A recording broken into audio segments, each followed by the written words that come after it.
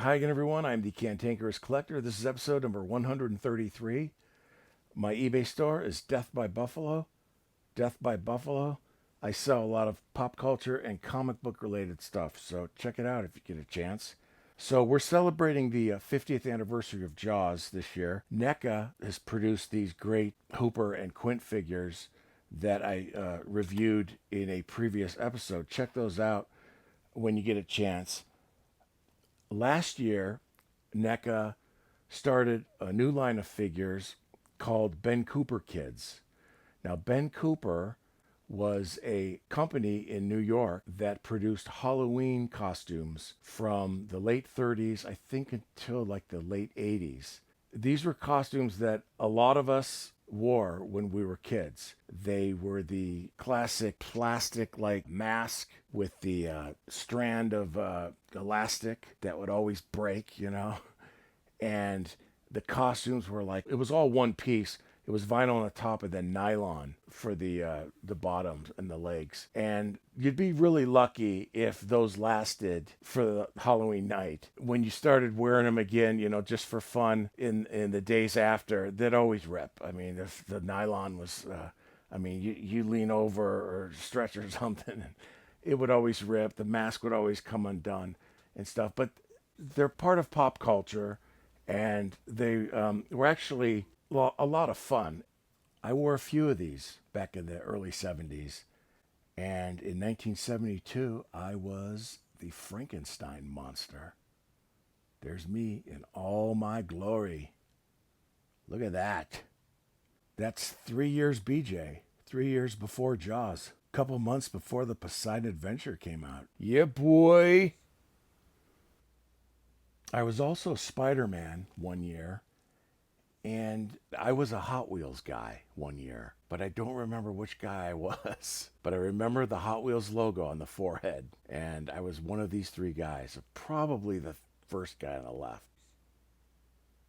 Now, Ben Cooper had a competitor in the Halloween costume market called Collegeville, and they had a bunch of licenses also. Here is a Collegeville Farrah Fawcett mask that I've had in my collection for many years. It was kind of flattened in my last move. And of course, the broken elastic string that they stapled, but it would always come undone. They were very uncomfortable to wear, for the few hours that you were out at night trick-or-treating. Look, it's William Shatner with the Clairol Herbal Lessons.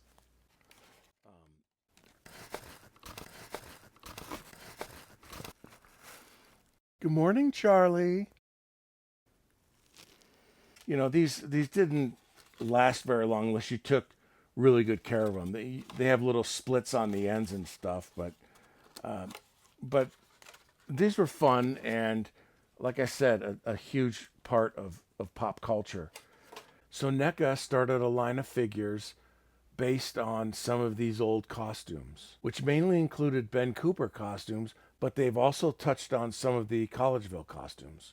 I'm not a completist. I buy what I like and what I can afford, so I don't buy them all. But they did a lot of monsters the first couple waves. In fact, the first wave I slept on and missed. I knew they were coming out, but NECA stuff usually lasts for a while. I mean, you can pick up the stuff many months after they've released it, in like Best Buy or Target. It's rarely something that sells out and then you don't see it again. But the first wave of the monsters for the Ben Cooper kids, those did sell out. And so I didn't get any of those. They did reproduce the Frankenstein and the creature from the Black Lagoon as glow-in-the-dark figures. So I was able to get those characters. But some of the others, the Mummy, I missed. The first devil, they did two different devils. The first one I missed, and these go for $100 to $200 now. It's not worth it to me. But anyways, this is Count Dracula, vampire. We Draculs have a right to be proud. These are like 5.5-inch tall figures.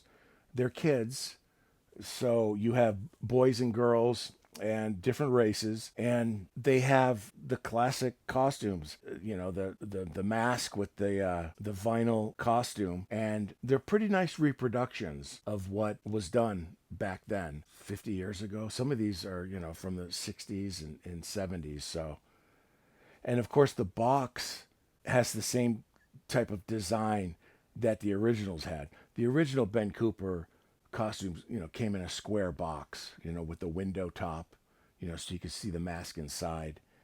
But it had these images of some of the monster characters and the same type of colors. So they've done a really good job. NECA's great at like packaging and stuff. They're packaging for the Jaws figures and the Universal monster figures that I have. They do a really nice job. Here's the Devil, formerly known as Twitter. These are really cool. I think it's a really good idea. And they're on, I think, like wave number 8 now, which I think the latest wave that they are soliciting now, they've got more characters like from the 80s. So you've got characters like Alf, I think. They're doing Alf and then Pee Wee Herman, and which I'm not real interested in that stuff. I like more of the monster stuff and some of the licensed characters, such as, I hope they do Farrah. I mean, they got to do Farrah. That'd be cool. You all saw my Farrah Fawcett autograph now, didn't you? Good morning, Charlie. I've got the creature from the Black Lagoon, and this is the glow-in-the-dark version. I'm glad they did a second version of this because I wasn't going to pay $100 for the first wave creature. So it's nice to get the creature and Frankenstein, but man, I'd like the mummy too. I hope to take these out of the box someday and build some type of, diorama, like a Halloween night sidewalk diorama with all these figures. I think that would be pretty cool looking. So, that ain't going to be tomorrow or next week, but someday I'd like to do something like that. They've also done figures of characters that we didn't get costumes of back then, such as Nosferatu, Vampire, also the Fly from the 80s movie. Here's the Wolfman.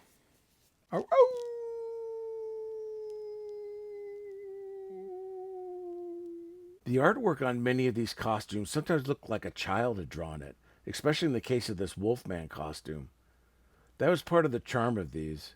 It certainly didn't look like any type of licensed artwork produced by the character's owners. And it was mainly one guy that worked for Ben Cooper all those years named Frank Romano that created this artwork. He just passed away like a few years ago, but he was on the convention circuit and I had wanted to meet him. I just don't go to many conventions anymore. So he was selling custom drawings and prints, based on some of the original designs and artworks that he created back in the day. And it would have been cool to have met him. Just one more collector regret that I have. They're also doing comic book superheroes, which, man, that's right down my alley. They're doing some of the DC characters. This is Wonder Woman. I actually have the set of the DC characters on order. I don't know when I'm going to get that, but I did see these start showing up at a Target. And being the big Wonder Woman collector that I am, I picked her up as my double. And I actually have this costume somewhere in my collection. I'd put it on right now if I could fit in the damn thing. It's over, it's over, it's over, because it's over, and what can I do? Awesome classic DC comic artwork there of Batgirl and Wonder Woman by the great Carmine Infantino, who worked for DC Comics from the 50s through the late 70s. Awesome artwork. In fact, check out episode 127 of mine, and you'll see one of the great pieces of artwork I own by Carmine Infantino. It's awesome. Hopefully they get the Marvel license too, because they did a lot of Marvel characters. Of course, Spider-Man, the Hulk, Thor, Doctor Doom here. And in the late 70s, like early 80s, they did a whole bunch more. They did Doctor Strange, the She-Hulk, Spider-Woman, the Thing. They even did the Red Skull. I mean, Captain America must die. And they even did, and this is a one that was based on a real costume. They did the Visible Man, which remember, I'm sure they still make them, but remember those model kits of those, human body. It was a man, or you get the female too. They're standing there, they're clear, and then you see the organs inside. And it was a model kit that you would paint and put together and stuff. And and I believe it was Collegeville that created this costume back then of a model kit. They did a clown too. I've got the clown somewhere, and the witch. I got most of the monster stuff. They also did a character from an R-rated movie, Alien. Look at that. LV426, bitches.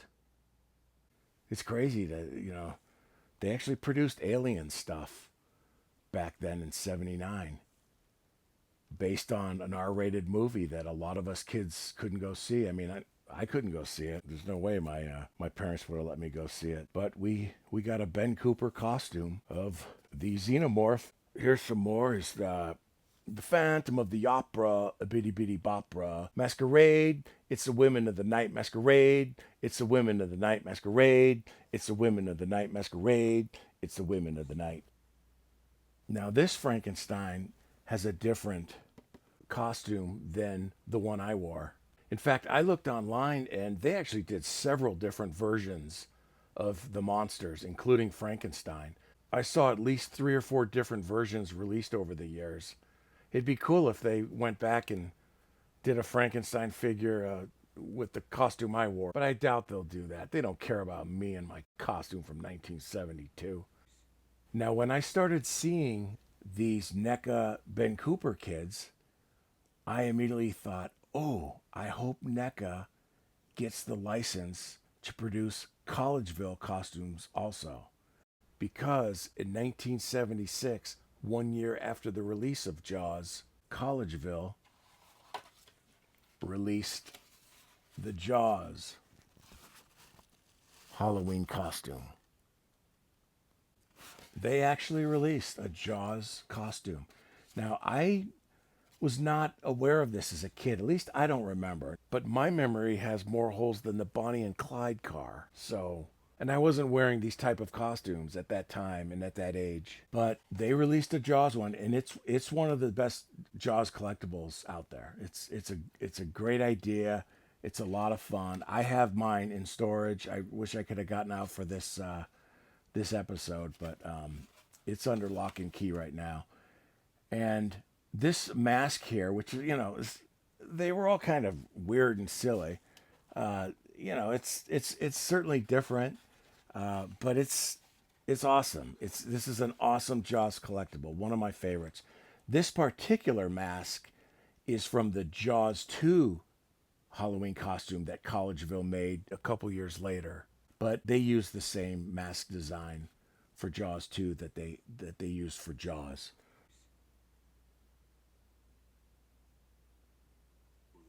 But yeah, they made a Jaws costume, and NECA created a Jaws Collegeville kid figure. And this turned out awesome. This is one more really cool Jaws collectible, and I salute NECA for this. This is awesome. It's even got the 50th anniversary Jaws sticker on it, so they timed it really nice. This is the costume. This is the great Jaws costume, and the figure comes with a chum bucket, which is awesome. That's a great idea. In fact, I probably would have put some blood on it, I mean, they probably couldn't do that. I thought that would be pretty cool. Now, I don't know if they had to secure the Collegeville license. I don't think Collegeville has existed for probably decades, but I don't know how that works. I don't know if they had to to secure the license and who owns it, but they reproduced this really nice, and it's got the great box art that was on the Collegeville box with the cool shark. Of course, the great bold Jaws title in yellow. And it's interesting. This figure is a girl, which is actually very fitting because I'll be honest with you, whenever I go out in public and I see someone in a Jaws shirt, other than me, it's almost always a woman. I rarely see men with Jaws shirts. I don't know what that says about me, but because I wear them all the time. But whenever I see a Jaws shirt, it's on a woman. Women represent, man, when it comes to Jaws, man. Yeah, they represent. This was no boating accident. 1975. Yeah, what a great year in music, too. Hearts of fire creates love, desire. Take you high and higher to the world you belong. Hearts of fire creates love, desire. High and higher to your place on the throne. We've come together on this special day. They did a really good job in reproducing the mask and the costume. This looks really good. I hope we get Jaws 2 also. I mean, that's a no-brainer, right? I mean, but they've already got the mask done, right?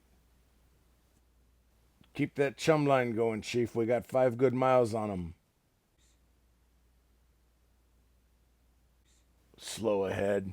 I can go slow ahead. Come on down and chum some of this shit.